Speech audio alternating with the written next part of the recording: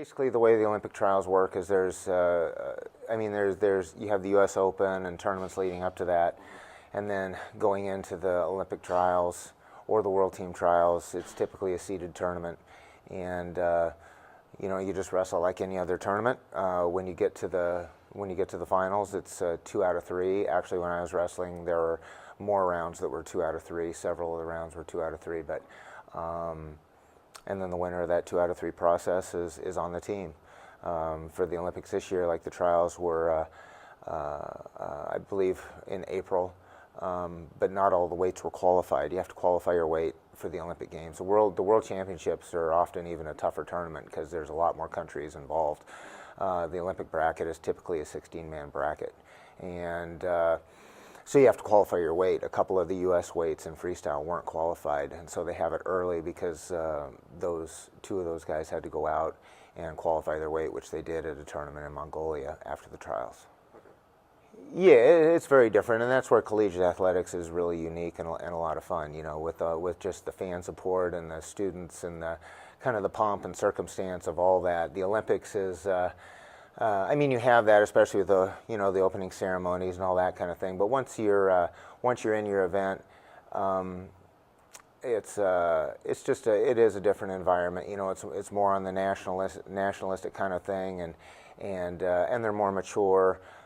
They probably get a little bit less hyped up and pumped up, and that get fired up factor is more internal. You don't see it as much. They're a little more collected and cool, and just they're the elite of their profession and their sport, and so they pretty much know what they have to do, and they go out and they try to get it done.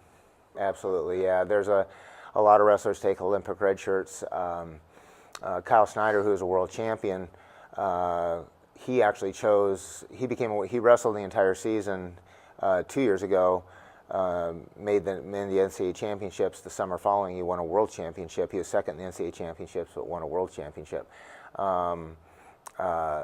This last year, he was going to do an Olympic red shirt, but then he decided that the collegiate season was really a great training ground for him. So he did wrestle through the season. But there's a lot of guys that take Olympic red shirt years and try to focus on just making that team. And it's really an individual choice of what they feel best benefits them.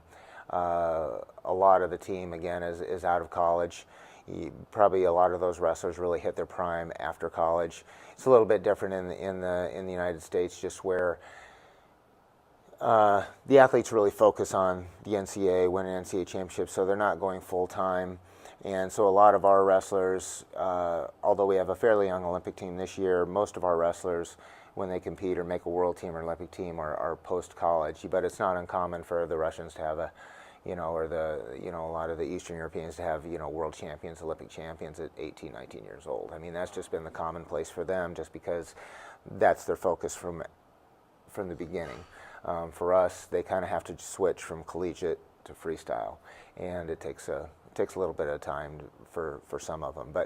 But the U.S. is getting a little more back to where that team is getting younger. Again, when you look at our team this year, it's a pretty youthful team, and I think a lot of that is just now with a lot of the clubs and regional training centers and the Olympic Training Center focusing on those younger athletes. I think it's kind of narrowed that gap in age.